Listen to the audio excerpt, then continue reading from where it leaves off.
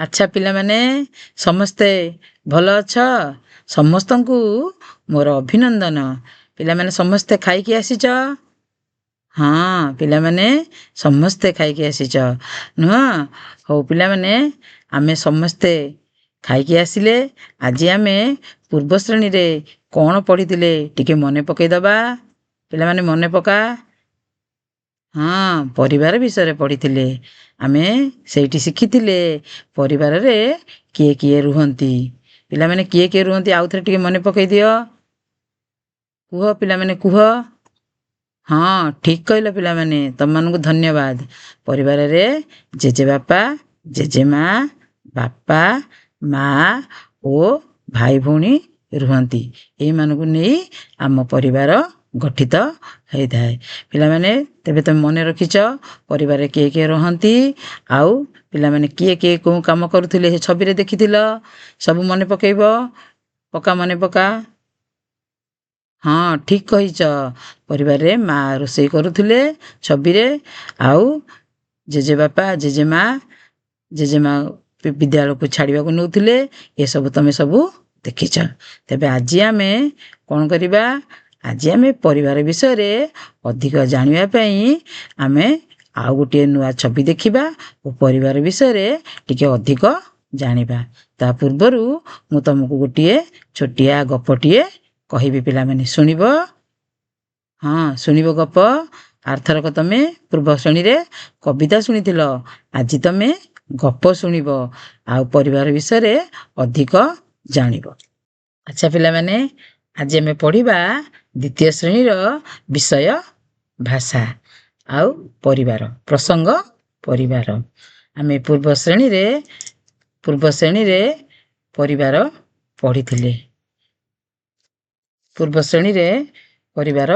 ପଢ଼ିଥିଲେ।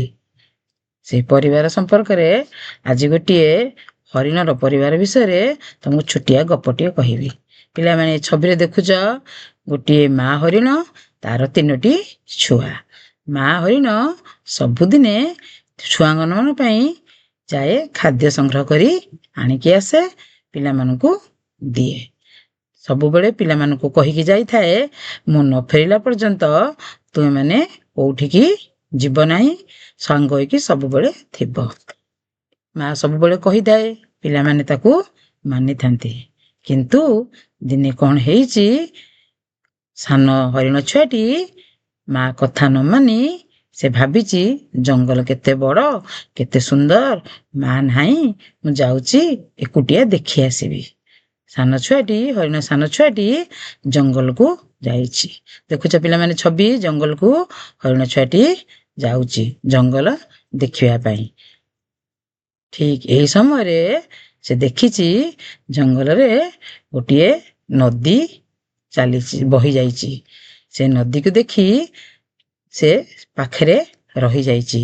ରହିକି ତାପରେ ଆସ୍ତେ ଆସ୍ତେ ନଦୀକି ଦେଖିବାକୁ ଯାଇଛି। ଦେଖୁ ଦେଖୁ ସେଠି ନଦୀ ଭିତରେ ପଡ଼ି ଯାଇଛି। ପଡ଼ିଲା ପରେ ସେ ମା ବୋଲି ଚିତ୍କାର କରିଛି। ହରିଣ ଛୁଆଟି ମା ଚିତ୍କାର କରିଛି। ମା ତା ପାଖରେ ନାହିଁ। ସେ କ'ଣ କରିବ? ବିକଳ ହୋଇ ପଡ଼ିଛି, ଚିତ୍କାର କରି ପକେଇଛି। ଠିକ୍ ଏହି ସମୟରେ ତା ପାଖରେ ଗୋଟିଏ ହାତୀ ଆସି ପହଞ୍ଚି ଯାଇଛି। ହାତୀ ହରିଣ ଛୁଆଟିର କଥା ଶୁଣି ନଦୀ ଭିତରକୁ ପଶି ହରିଣ ଛୁଆଟିକୁ ଉଦ୍ଧାର କରି ନଦୀ କୂଳରେ ଆଣି ଠିଆ କରିଦେଇଛି। ହାତୀ ତାକୁ ଠିଆ କରି ତାର ଘର କେଉଁଠି ବୋଲି ପଚାରିଛି। ହରିଣ ଛୁଆଟି ଘରର ଠିକଣା ଦେଇଛି। ହାତୀ ତାକୁ ଆଣି ଘରର ଗୁମ୍ଫାରେ ଛାଡ଼ିଛି। ଛାଡ଼ିଲା ପରେ ହରିଣ ଛୁଆଟିକୁ କହିଛି, ଦେଖ, ତୁ ଏମିତି ମା ନଥିଲା ବେଳେ କୁଆଡ଼େ ଜଙ୍ଗଲକୁ ଯିବୁ ନାହିଁ। ମା କଥା ତୁ ମାନିକି ଚଳିବୁ। ତୁ ଗଲେ ଅସୁବିଧାରେ ପଡ଼ିବୁ।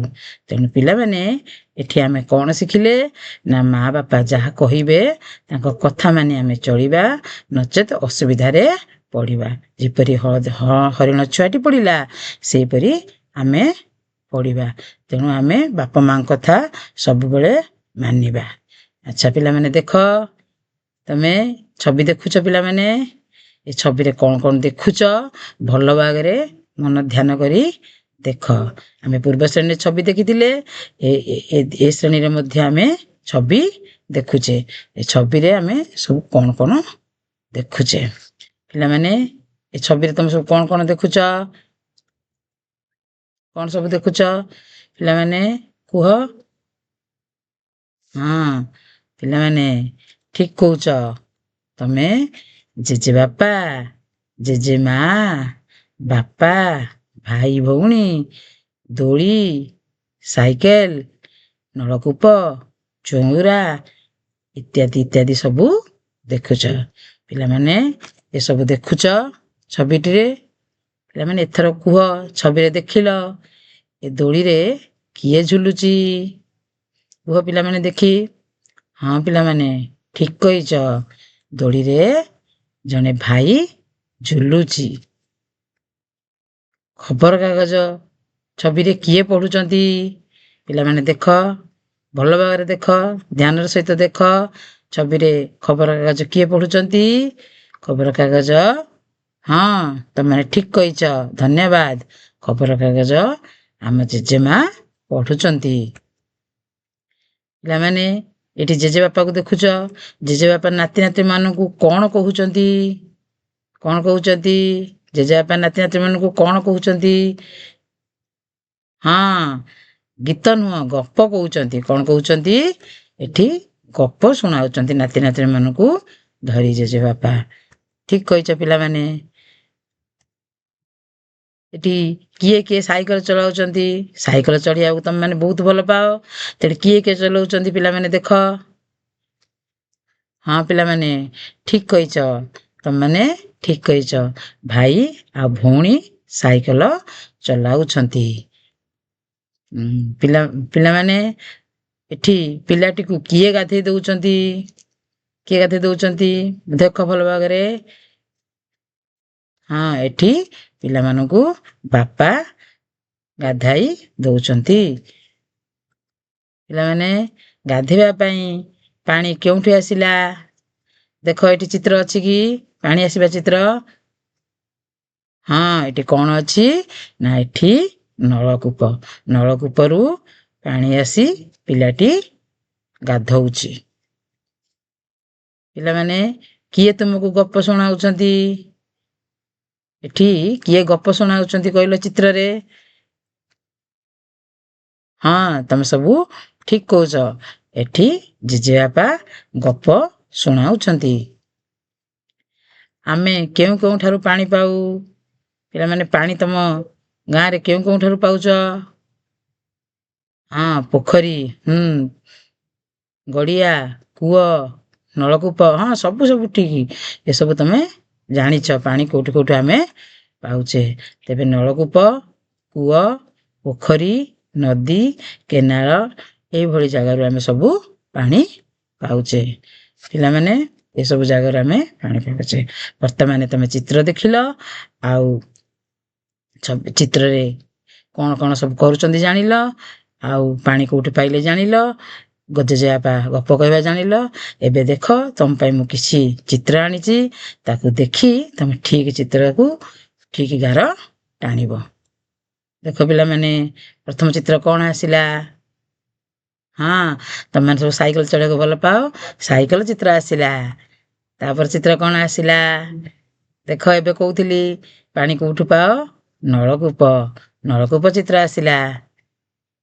ଦେଖ ତାପରେ ପାଣି କୋଉଠି ପାଅ? କୂଅ ବା କୂପ। କୂଅ ଚିତ୍ର ଆସିଲା। ତାପରେ ପିଲାମାନେ ଦେଖ, ଉପରେ ଲେଖା ହେଲା କଣ? କୂପ। ତାପରେ ଲେଖା ହେଲା ସାଇକେଲ।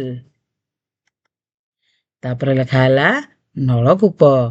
ଆଚ୍ଛା ପିଲାମାନେ, ତମେ କଣ କରିବ? ଏ ଚିତ୍ର ଦେଖି ଏଇ ଯୋଉ ଶବ୍ଦ ଲେଖା ହେଇଛି ତାକୁ ତମେ ଗାର ଟାଣିବ। ପିଲାମାନେ ଗାର ଟାଣିଦବ। ଗାର ଟାଣିବ ନା ନାଇଁ? ଗାର ଟାଣିବ। ଦେଖ ଆମର ରହିଲା କୂପ, ସାଇକେଲ, ନଳକୂପ, ପୋଖରୀ। ଏକର ଚିତ୍ର ରହିଲା ସାଇକେଲ, ନଳକୂପ, କୂପ। ଏଇ ଚିତ୍ର ଦେଖି ତମେ ଶବ୍ଦକୁ ଗାର ଟାଣି ଯୋଡିବ। ପିଲାମାନେ ଦେଖୁଛ ଯୋଡା ହେଇଯାଉଛି। ସାଇକେଲ କୁ ସାଇକେଲ ତୀର ଚିହ୍ନ ଆସିଲା। ନଳକୂପକୁ ନଳକୂପ ଚିହ୍ନ ଆସିଲା। ତାପରେ କୂପକୁ କୂପ ଆସିଲା। ପୋଖରୀ ଅଛି କି ଏଠି ପିଲାମାନେ? ପୋଖରୀ ନାହିଁ। ତେଣୁ ପୋଖରୀରେ ଆମେ ଯୋଡ଼ିଲେ ନାହିଁ। ଆଜି ଛୋଟିଆ ପ୍ରଶ୍ନର ଉତ୍ତର ଦେବ ଆଉ ଶବ୍ଦ ସଜାଡ଼ି ଲେଖିବ। କ ଗପ ଜେଜେ କହିଲେ। ପିଲାମାନେ ତାକୁ ସଜାଡ଼ିକି ଆମେ ଲେଖିବା। କ'ଣ ଲେଖିବା? ଜେଜେ ଗପ କହିଲେ। ଖ ପିଲାମାନେ କ'ଣ ଲେଖା ହେଇଛି? ପଢ଼। ହଁ, ପଢ଼ନ୍ତି ଖବରକାଗଜ ଜେଜେମା। ତାକୁ ଆମେ ସଜାଡ଼ି ଲେଖିବା। କେମିତି ଲେଖିବା? ଜେଜେମା ଖବରକାଗଜ ପଢ଼ନ୍ତି। ଗ ପିଲାମାନେ ଦେଖ, ଟିକେ ପଢ଼। ନଳକୂପ ପିଉ ପାଣି ଆମେ। ତାକୁ ସଜାଡ଼ି ଲେଖିବା। କ'ଣ ଲେଖିବା?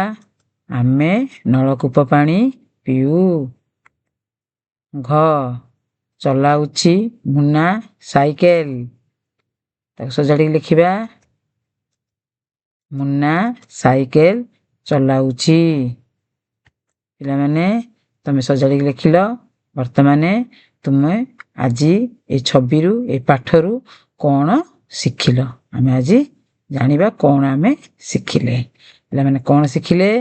ଚିତ୍ରକୁ ଦେଖି କହିବା ଶିଖିଲ। ତାପରେ କ'ଣ ଶିଖିଲ? ପରିବାରରେ କିଏ କିଏ ରୁହନ୍ତି ଶିଖିଲ। ଚିତ୍ର ଆଧାରିତ ପ୍ରଶ୍ନର ଉତ୍ତର ଦେବା ଶିଖିଲ। ଆଉ କ'ଣ ଶିଖିଲ? ଚିତ୍ର ସହିତ ଶବ୍ଦ ଯୋଡ଼ିବା ଶିଖିଲ। ଆଉ କ'ଣ ଶିଖିଲ? ଅସଜଡ଼ା ଶବ୍ଦକୁ ସଜାଡ଼ି ଲେଖିବା। ଏହା ମଧ୍ୟ ତମେ ଶିଖିଲ।